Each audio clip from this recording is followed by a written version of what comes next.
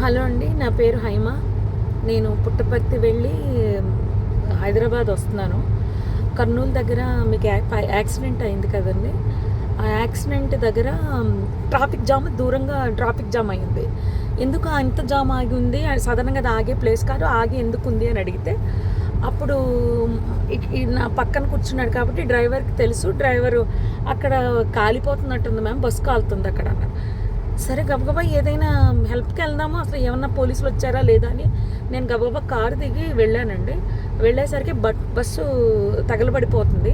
కొంతమంది కింద కూర్చుని ఏడుస్తున్నారు, ఎవరెవరు ఉన్నారని ఏడుస్తున్నారు, కొంతమంది టెన్షన్ పడుతున్నారు, ఇలా ఉన్నారు.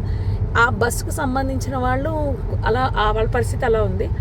ఇంకా మిగిలిన వాళ్ళ ఫోన్లు అన్నీ కూడా పాపం అందులో కాలిపోయాయి. చాలామంది దగ్గర ఏమీ బయటకు వచ్చిన వాళ్ళ దగ్గర ఏమీ రాలేదు. అక్కడ ఉన్న మిగిలిన జనం అండి మొబైల్స్తో వీడియోస్ తీసుకుంటున్నారండి. ఎవరైనా పోలీస్కి కాల్ చేయలేదు. నేను కార్ దిగి వచ్చే హడావుల్లో ఫోన్ ఏమో కార్లో వదిలేశాను. వర్షం పడిపోతుందో పక్క నుంచి ఫోన్ టచ్ చేయడానికి కూడా ఎవరిదైనా అడిగి తీసుకుని టచ్ చేద్దామని వర్షానికి తడిచి అది పని చేయట్లేదు. నేను మళ్ళీ గబగబా కార్ దగ్గరికి వెళ్ళి వెంటనే కర్నూలు ఎస్పీ గారికి అండ్ ఎస్బీ ఇన్స్పెక్టర్ గారికి కాల్ చేశానండి. లక్కీగా ఎప్పుడో నెంబర్స్ ఉన్నాయి. కాల్ చేస్తే వాళ్ళు ఇమీడియట్లీ రెస్పాండ్ అయ్యారు. వాళ్ళు రెస్పాండ్ అయిన కాసేపటికి రూరల్ సిఏ గారి బృందం అంట వాళ్ళు వచ్చారు. దాని ముందే ఫైర్ స్టేషన్ వాళ్ళు వచ్చేసారు. అండ్ ముందు ఫైర్ స్టేషన్ వాళ్ళని నెక్స్ట్ ఫైర్ సిబ్బంది, నెక్స్ట్ అంబులెన్సు, పోలీస్ వారు వీళ్ళందరూ వచ్చేసారండి.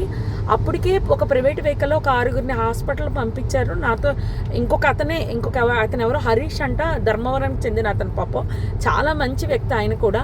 ఆయన ఒక 6గురిని ప్రైవేట్ వెహికల్లో ఎక్కించి పంపించారు.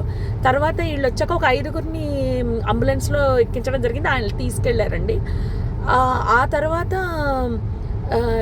ఈ లోపలనే మొత్తం ఎస్పీ గారు, పోలీస్ సిబ్బంది అందరూ వచ్చేసారు.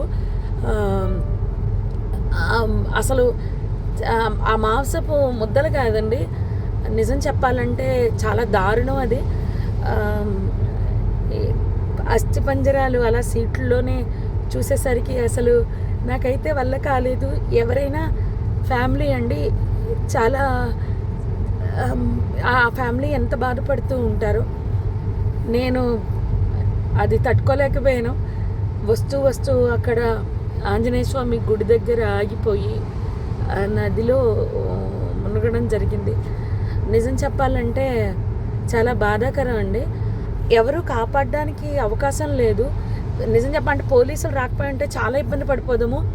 హెవీ ట్రాఫిక్ అండి. పోలీసులు లోపలికి రావడానికి బయటకి కూడా ఉండకపోను. ఆ ఇన్ఫర్మేషన్ ఇవ్వడంతో క్లియర్ చేసుకుంటూ వస్తూ మొత్తం లోపలికి వచ్చారు. అంతా ఆఫ్ చేశారు, మంటలు ఆఫ్ చేశారు.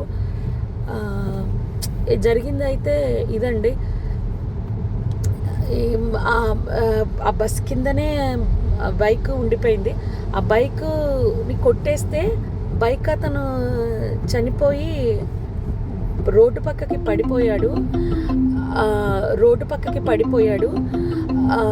మళ్ళీ ఆ బైక్ మాత్రం బస్ కిందకి వెళ్ళిపోయిందండి. అర్థమైపోయింది ఇది సార్ జరిగింది.